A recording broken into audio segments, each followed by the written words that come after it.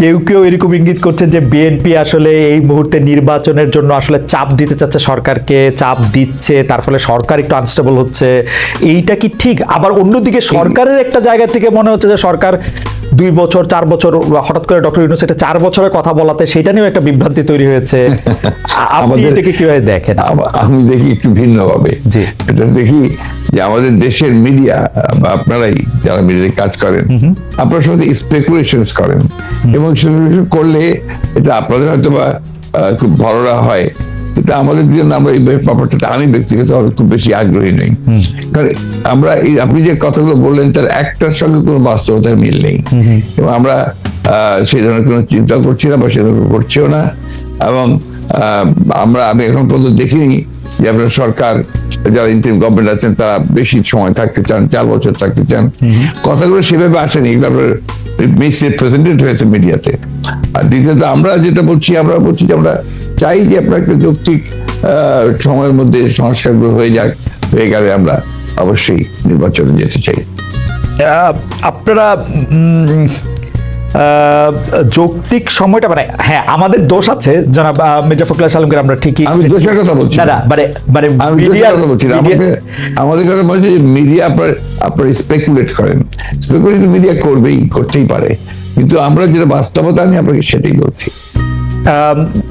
না মানে আপনি যদি অনুমতি দেন আমাদের অবস্থাটা আমরা একটু বলি, যে আমাদের কাছে মনে হচ্ছে যে নির্বাচন সংস্কার মানে কিছু বলা হচ্ছে যে কিছু যৌক্তিক সংস্কার করে যদি নির্বাচনটা না দেওয়া হয় তাহলে বিএনপি যখন ক্ষমতায় আসবে বা অন্য কেউ যখন ক্ষমতায় আসবে তারাও আসলে একই সরকারের সমান ফেসিস্ট হতে পারে, গত সরকারের সমান। তো সেইটা চিন্তা করে তাদেরকে সংস্কারের কথা বলা হচ্ছে। আমি এটার সঙ্গে একেবারেই একমত নই, আমি ঘোরতর আপত্তি জানাচ্ছি, তীব্র প্রতিবাদ জানাচ্ছি। বিএনপির সঙ্গে ফ্যাসিস্ট আওয়ামী লীগের তুলনা করার কোনো কারণই থাকতে পারে না। কারণ বিএনপি ইজ এ পার্টি, যে দলটা বহুদলীয় গণতন্ত্র নিয়ে এসেছে।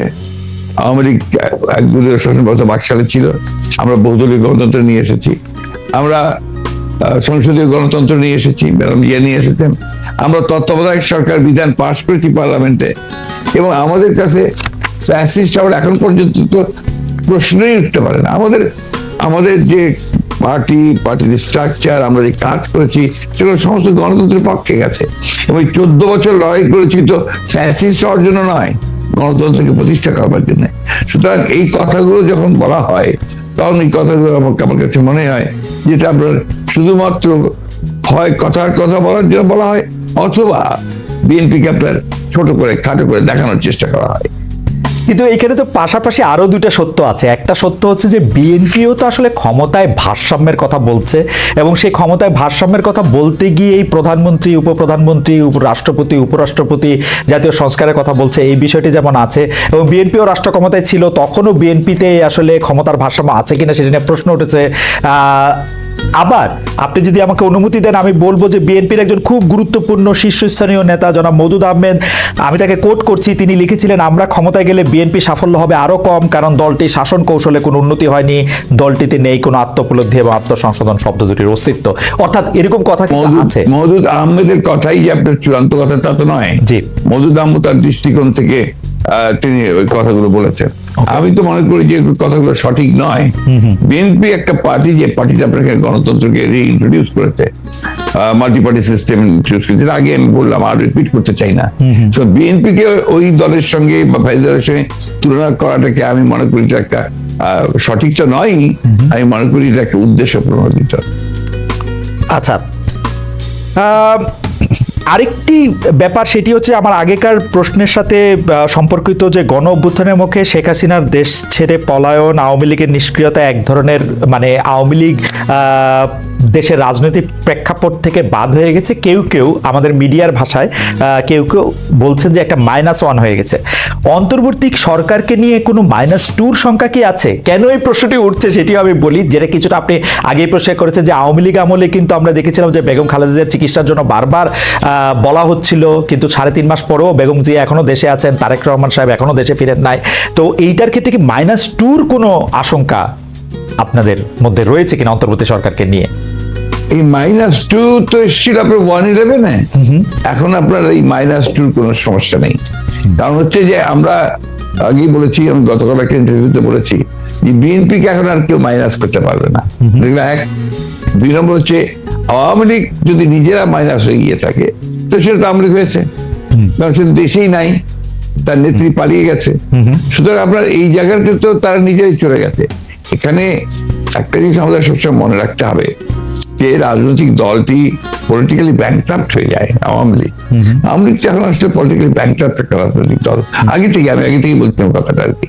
তার কোনো রাজনীতি নেই, সে ক্ষমতাকে এমন ভাবে ব্যবহার করেছে তাদের ব্যক্তিগত স্বার্থে, শুধু দলীয় স্বার্থে না, প্রত্যেকের ব্যক্তিগত স্বার্থে। They have minted money like anything. দেশকে তারা একেবারে ফোকলা করে দিয়েছে এবং সেই দেশকে ফোকলা করে দিয়ে পালিয়ে গেছে এবং এটা জনরোষে পালিয়েছে।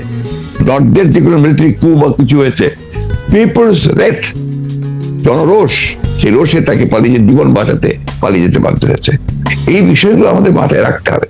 আমরা কোনো মতেই যেন চেষ্টা না করি এটাকে কোনো মতে খাটো করা। ফ্যাসিস্ট আওয়ামী লীগ রেজিম বাধ্য হয়েছে দেশ থেকে পালিয়ে যেতে জনরোষে।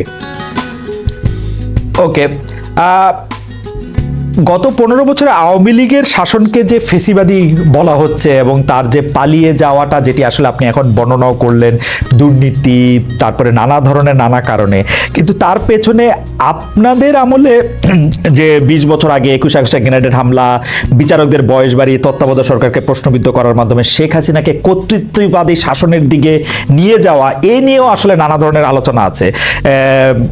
এই দুটি ঘটনা যদি হাইন্ডসাইট আপনি একটু দেখেন, যে মানে যেগুলি হচ্ছে ক্রাইমের ঘটনা, অর্থাৎ হচ্ছে 21 আগস্টের গ্রেনেড হামলা, 10টা অস্ত্র, আবার অন্যদিকে তত্ত্বাবধায়ক সরকার ব্যবস্থাটাকে একটা এরকম জায়গায় নিয়ে যাওয়া, এই দুটিকে আপনি আপনার মূল্যায়ন আমরা একটু শুনতে চাই। যে দুটি আপনার 21 আগস্টের যে ঘটনা, এই ঘটনার সঙ্গে বিএনপিকে জড়িত করা এবং বিশেষ করে তারেক রহমান সাহেবকে জড়িত করা, এটা পুরোপুরি ভাবেই রাজনৈতিক উদ্দেশ্য প্রণোদিত।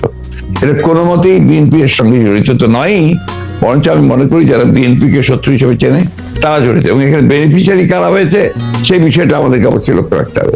21 আগস্টের মামলায় who was the beneficiary? Beneficiary was Awami League. কারণ বিএনপি ক্ষমতায় থেকে সে এমন কোনো ঘটনা ঘটাবে কেন যে ঘটনাটা তার বিপক্ষে যাবে? এটা গেল 1 নম্বর। আর আপনি যে প্রসিডিংস গুলো দেখেন সমস্ত, আপনি তো একসময় বিচার বিভাগের মানুষ ছিলেন, দেখবেন যে তারেক সাহেবকে এখানে জড়িত করা হয়েছে 4টা আপনার আইও চেঞ্জ করার পরে। সর্বশেষ যে আইও নিয়ে আসা হয়েছে সেটা আওয়ামী লীগ দলীয় ভুক্ত তাহার এখন যে আপনার নিজে থেকেই তাদের নির্দেশে সে এই চার্জশিটটা করেছে, যার কোনো সম্পর্ক নেই। অন্যদিকে যে আপনার মূল আসামি ছিল, ভদ্রলোকের নাম বলে যাচ্ছি, মৌলানা মুফতি মোহাম্মদ, তিনি তাকে দিয়ে 164 দিন তাকে টর্চার করে তাকে দিয়ে একটা আপনার স্টেটমেন্ট করিয়ে নিয়েছিল। পরে দেখা গেছে যে উনি নিজেই সেটাকে আবার ভোগ করেছেন, বলেছেন যে এটা আমাকে টর্চার করে নেওয়া হয়েছে। এবং দেখেন কিভাবে কি মারাত্মক ঘটনা, কোথায় চলে গিয়েছিল সবকিছু। এবং he was hang before the trial was complete. যে প্রধান আসামি তাকে আপনি আগেই অন্য একটা মামলাতে জুড়িয়ে দিলেন যাতে আসল সত্যটা বেরিয়ে নিয়ে আসে। তো এই কথাগুলো কিন্তু কেউ আপনার ইনভেস্টিগেটিভ জার্নালিজম করে না, যার ফলে এই বিষয়গুলো আসে। আপনারা পলিটিক্যাল জিনিসটাকে নিয়ে চেষ্টা করেন, ওটা দিয়ে গো ডিপ ইনটু ইট। একবারে শেষ করি প্লিজ। জি প্লিজ। ইনভেস্টিগেটিভ জার্নালিজমটা সিরিয়াসলি করেন এবং এটাকে ফাইন্ড আউট করেন যেটা আসলে ব্যাপারটা কি ছিল। সেটা করছেন না, করছেন যে বিএনপি কিন্তু সব করার জন্য করছেন। এটাকে আমি মনে করি এটা এক ধরনের রাজনৈতিক উদ্দেশ্য প্রণোদিত। ওকে ওকে, আমি ইনভেস্টিগেটিভ জার্নালিজমের প্রসঙ্গে মানে আমি আপনাকে মাঝখানে ইন্টারাপ্ট করতে চাইনি, আমি শুধু বলতে চাইছিলাম যে এইটা তো আসলে আমাদেরও সীমাবদ্ধতা থাকে, ইনভেস্টিগেটিভ জার্নালিজম যে আমরা করতে পারি নাই। কিন্তু এই কথাও তো সত্য যে বিএনপির আমলে আমরা একটা 21 আগস্টে গ্রেনেড হামলার পরে আমরা একটা জজ মিয়াকে দেখেছিলাম, যে জজ মিয়া একটা বানানো হতে পারে। আমি ধরে নিচ্ছি সেটা আপনারা মনে করছে যে ভুল, আমিও ভুল ধরে নিচ্ছি, কিন্তু আপনারা তো পারতেন এখানে একটা ইনভেস্টিগেটিভ জার্নালিজম করে আসল সত্যটা উদ্ঘাটন করতে, সেটা তো করেননি। আমি আপনাকে আসল সত্যটা বলছি যেটা, সেটা আমি বললাম। আপনি এই জিনিসগুলো তো আপনারা কখনোই তুলে ধরবেন না যে 4 বার তার আইও চেঞ্জ করা হয়েছে, কখনোই তুলে ধরবেন না যে কার আকাঙ্ক্ষা দেওয়া হয়েছে যে আওয়ামী লীগের নমিনেশন চেয়েছিল, অবশ্যই তুলে ধরবেন। কখনোই তুলে ধরবেন না যে মুফতি মাহমুদকে বিচার শেষ হওয়ার আগে থেকে আপনার ফাঁসি দেওয়া হয়েছে। তো দিজ আর দ্য এভিডেন্সেস, যেখানে আপনি পরিষ্কার বুঝবেন যে একটা শুধুমাত্র সাজানো হামলা, তাকে এখানে জড়িত করার জন্য এই কথাগুলো এসছে। তত্ত্বাবধায়ক সরকার ব্যবস্থা বাতিল করার জন্য বা তত্ত্বাবধায়ক সরকার ব্যবস্থাকে প্রশ্নবিদ্ধ করার জন্য বিচারকদের বয়স বাড়ানো এবং একজন বিচারপতিকেই আসলে তত্ত্বাবধায়ক সরকার ব্যবস্থার প্রধান করার লক্ষ্য নিয়ে সেইটা করার কারণে বিচার মানে এই পুরো বিধানটাই এটা দিস ইজ ইওর ন্যারেটিভ, এটা আমাদের ন্যারেটিভ নয়। আচ্ছা, আমরা মনে করি যে ওই সময় প্রয়োজন ছিল আপনার বয়স বাড়ানোর ব্যাপারটা, ওইটা বাড়ানো হয়েছিল। ইট মে নট ওয়ার্ক, সেটা অন্য কথা। একটা জিনিস আপনি আবার ভুলে যাবেন না, যে 1/11 আগে চক্রান্ত একটা হয়েছিল। সে চক্রান্ত হচ্ছে যে আপনাদের সেই 9/11 ঘটেছিল তার আগে। আর এখানে আপনার কিছু পশ্চিমা দেশ একসাথে হয়ে চুইজডে ক্লাব তৈরি করেছিল, একই সঙ্গে ভারতবর্ষ তার সঙ্গে যুক্ত হয়েছিল, এবং তাদের মূল টার্গেটটা ছিল জাতীয়তাবাদী শক্তিকে এখান থেকে নির্মূল করা। এবং যেহেতু তারেক রহমান সাহেব জাতীয়তাবাদী শক্তির উঠতি নেতা ছিলেন, হি ওয়াজ দ্য রাইজিং লিডার, সুতরাং তাকে আপনারা মেলাইন করার জন্য, ভাবমূর্তি নষ্ট করার জন্য একটা পরিকল্পিতভাবে এই চক্রান্তগুলো করা হয়েছে এবং এই ক্যাম্পেইনটা চালানো হয়েছে, হুইচ ইজ টোটালি পলিটিক্যাল। অন্তর্বর্তীকালীন সরকার আসলেই আমরা আমরা আমরা আমরা আমরা দেখি যে এইটার সাথে আসলে নানান আশকথা পাশকথা যুক্ত হয়।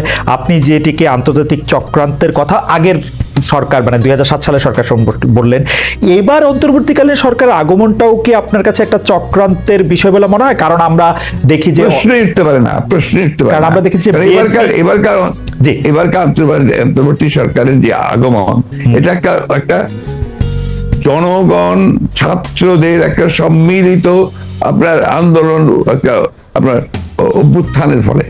এখানে আপনি চক্রান্ত দেখছেন কোথায়?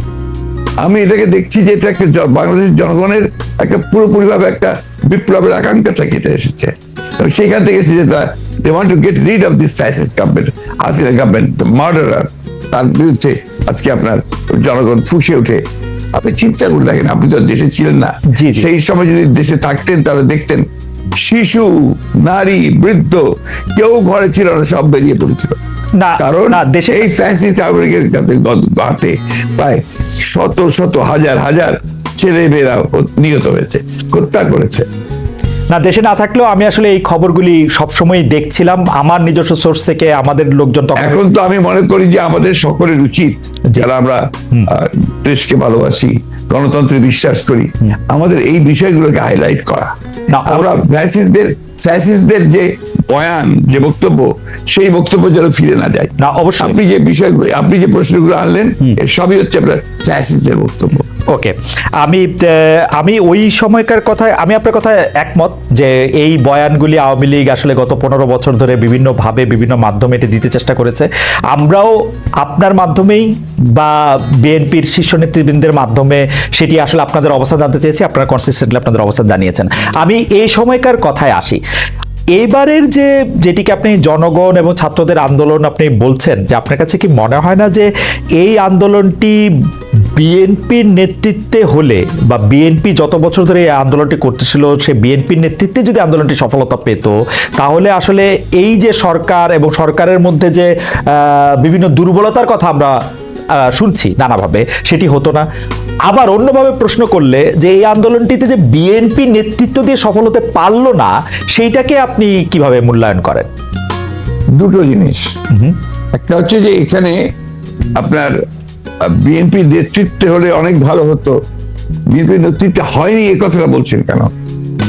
বিএনপি তো এর মধ্যে শেষ দিন পর্যন্ত, শেষ মুহূর্ত পর্যন্ত ছিল।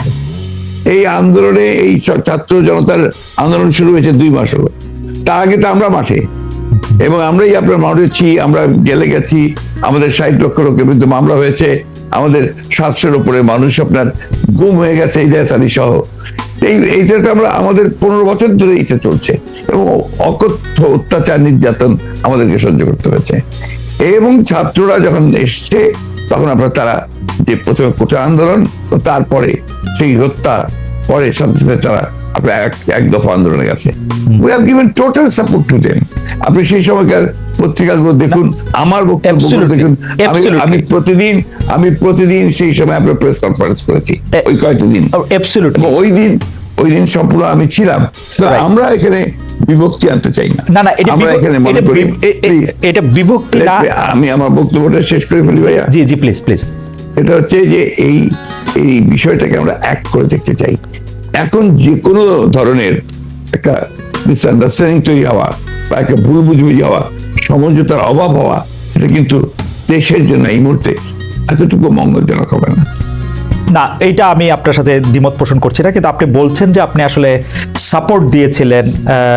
আপনার সেই ব্যাপারে কোনো সন্দেহ নেই। আমরা প্রতিদিন আপনার বক্তব্য আমরা মিডিয়ায় দেখেছি, সরাসরি দেখেছি, বক্তব্য দেখেছি। আমার প্রশ্ন, আপনারা তো সাপোর্ট দিয়েছিলেন, কিন্তু লিডারশিপটা ছিল যে আসলে ছাত্রদের হাতেই, তাই তো? মানে এটা এই জায়গাটাতে আপনি যাচ্ছেন কেন? আমরা তো লিডারশিপ, এখানকার লিডারশিপটা আমরা ক্লেম করিনি। আমরা ক্লেম করেছি যে আমরা শেষ মুহূর্তে লিডারশিপটা আমরা দিয়েছি, একটা ক্লেম করিনি তো। ওটা যাচ্ছেন কেন? তো আমরা বলছি যে ছাত্ররা শেষ মুহূর্তে, যে আমি তো আমার বক্তব্য বলেছি যে গোল আমরা তৈরি করে দিয়েছি, ঠিকঠাক করেছে ছাত্ররা। ওকে, আমরা বারবার বলেছি যেটা মাঠের মধ্যে বল তৈরি করে দিয়ে গোলের সামনে নিয়ে এসেছি আমরা, তারা ঠিক করেছে সেভাবে ফ্যাসিস্টের কাছে। আপনার কাছে কি মনে হয় যে ওই সময় যে সরকারটি গঠিত হলো, অর্থাৎ শেখ হাসিনা পালিয়ে যাওয়ার পরে যে সরকারটি গঠিত হলো, সেই সরকারটি গঠনের পরে যে সেই সরকারে কি আপনাদেরও থাকা উচিত ছিল? আপনার মনে হয় এরকম যে মানে এটা একটি জাতীয় সরকার? না, আমি প্রায় এই ব্যাপারে আমি খুব পরিষ্কার কথা বলি যে আমরা এই সরকারে থাকতে চাইনি। কারণ আমরা মনে করেছি যে মূল বিষয়টা যেটা থাকবে সেটাকে আপনার নিরপেক্ষ, নির্দলীয় হলে সব দিক দিয়ে ভালো হবে। সেই কারণে আমরা ওইভাবে কোনো পলিটিক্যাল গভর্নমেন্টের সময় আসুক সেটা নিয়ে আমরা কোনো কথা বলিনি। বরঞ্চ আমরা এই গভর্নমেন্টকে তৈরি করার ব্যাপারে আমরা সহযোগিতা করেছি। নির্দলীয়, নিরপেক্ষ থাকুক সেটি আপনারা চেয়েছেন। এই প্রশ্নতে পরে আসছে, ডক্টর মোহাম্মদ ইউনূস এই সরকারের প্রধান হবেন, এটি বাছাই কি আপনাদের ভূমিকা ছিল? অবশ্যই আমরা সবাই মিলিত আমার কথা বলেছি, ছাত্ররা বলেছে। কারণ আমাদের সামনে অপশন তো খুব কম ছিল যে কয়েকজন ব্যক্তি সারা দেশে সর্বজনপ্রিয় হবে অথবা আপনার সকলের কাছে গ্রহণযোগ্য হবে, সেটা আমাদের doctor Yunus definitely number one. ইতিহাসের খাতিরে একটু জানতে চাইছি, was he the only option? No, not necessarily only option, but he was the number one option. এবং আপনাদের মাধ্যমে সেটা টেবলড হয়েছিল? ডেফিনেটলি ওরা ছাত্ররাও করেছে, দিয়েছে, আমরাও দিয়েছি। ওকে, এখন যখন ব্যাপারটা এরকম দাঁড়ায় যে অনেক ক্ষেত্রে আপনি শোনেন যে সরকারের পক্ষ থেকে বিএনপির অনেক সমালোচনা করা হয় এবং কেউ কেউ এরকম বলতে চেষ্টা করেন যে বিএনপি কোনো ক্ষেত্রে আওয়ামী লীগের সাথে মিলেও আসলে এই সরকারকে একটু চাপে রাখতে চায়। সেই ব্যাপারটাকে তাহলে আপনি আসলে কিভাবে দেখেন? কারণ আপনি দেখুন, আমি খুব খুশি হতাম আপনি যদি মোর পলিটিক্যাল সাইড গুলোতে যেতেন। জি, আপনি এমন কতগুলো ব্যাপার নিয়ে আসছেন যে বিষয়গুলো কিন্তু আপনার আমি মনে করি যে এই মুহূর্তে এই দেশের জন্য এই বিষয়গুলো খুব একটা ইম্পর্টেন্ট না, বরঞ্চ ক্ষতিকর। ওকে, আমি খুব কিছু ক্যাটেগরিক্যালি বলতে চাই আপনাকে যে এখন আমাদের সামনে যে বিষয়টা সবচেয়ে বড় প্রয়োজন সেটা হচ্ছে যে একদম পিসফুল ট্রানজিশন টু ডেমোক্রেসি। এটা হচ্ছে সবচেয়ে বড় প্রয়োজন। তার জন্য যে সংস্কারগুলো করা দরকার, সেই সংস্কার করার জন্য সময়টুকু নেওয়া। আমরা ওই দিকে যেতে পারলে আমরা মনে করি যে জাতির যে চ্যালেঞ্জ মোকাবেলা করছে সেটাকে বহুলাংশে সম্ভব হবে।